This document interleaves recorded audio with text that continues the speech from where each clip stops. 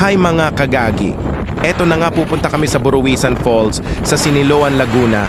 Dadaanan nga pala namin si Anabs kasi siya lang ang sumama sa amin para maligo sa Buruwisan Falls.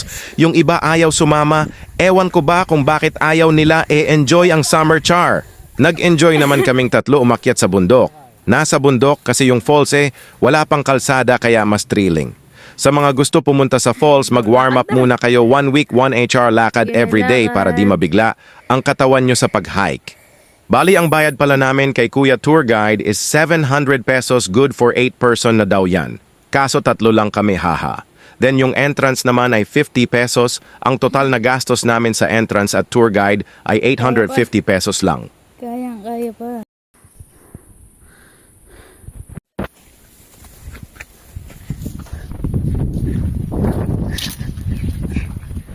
Sino ba kasi nagsabing maglakad ka? Dapat nagkabayo ka na. My gosh, ang ganda ko. What a view. Wow! Ang super ganda. Worth it naman yung 1 hour na lakad pag ganito. Yung makikita mo sa dadaanan mo. Oh, di ba? Ang ganda. Amazing. Hindi uulit? Ekis, uulit-ulitin? Check. Wow. Sino ba naman ang hindi uulit? Dito. Uli pa yan. Napabuko at tinapay na nga ang mga lola-lolo nyo. Ho, sarap ng hangin, sarap din ng buko at tinapay, so yummy. Hello, we're here in the Kubo. And there's a girl wearing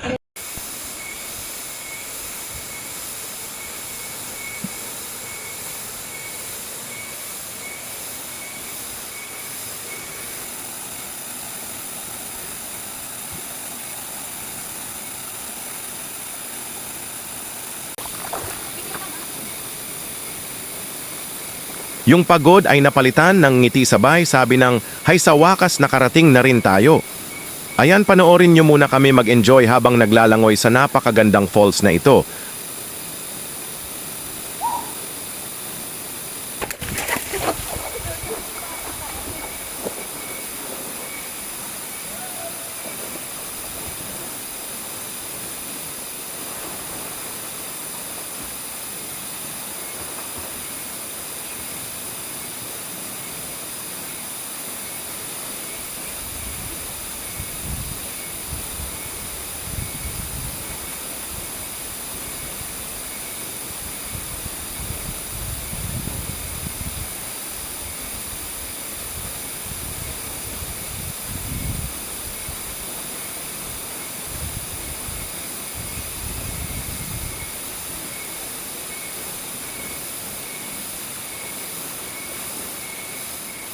P.M. 3 p.m. kami nag-start maglakad, 4 p.m. kami nakarating sa falls and kumain kami ng 30 minutes bago maglangoy.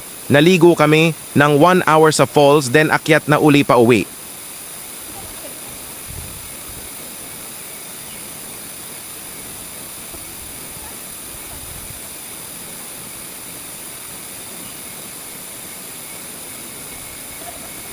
Diba ang ganda-ganda niya, nakaka-relax talaga ng life. Pwede din mag-overnight.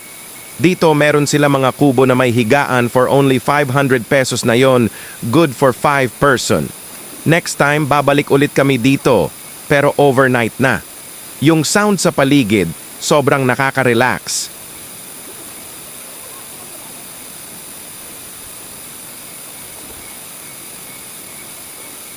Pwede din magdala ng tent libre, Pinch. Dala na lang din kayo ng pagkain nyo if ever mag-overnight kasi walang bilihan ng pagkain dito.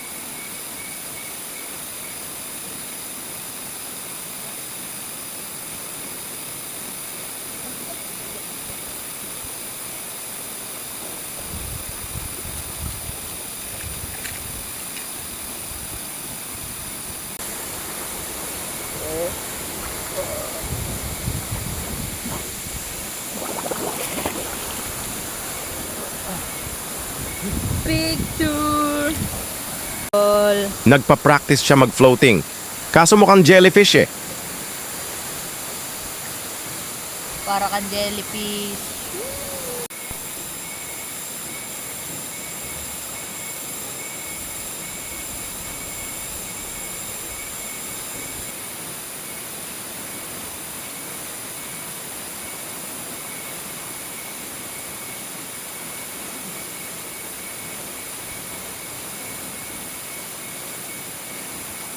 Ayan na nga, aahon na ang Mima nyo. Kasi aalis na kami ng 5:30 p.m. Okay din naman na hapon na pumunta kasi mawi-witness nyo yung napakagandang sunset sa hapon.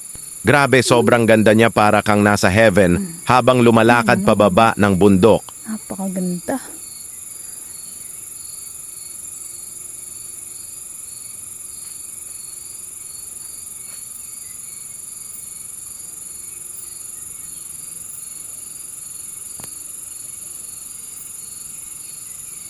Oh, 'di ba? Ang ganda kita pa, yung windmill.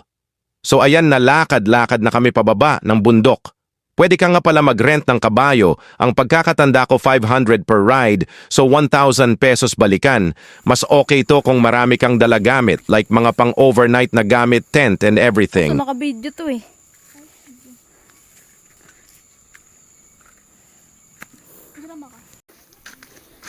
Ayan na pa-cute ang ante mo. So paano ba yan mga kagagi Mima and everything? See you in my next vlog. Don't forget to like, share, comment, and Happy subscribe na. to my channel. Mwah! Tanga lang siya. Hindi siya marunong dumiskarte. Bubulag. Marami ang tao, marami ang tao.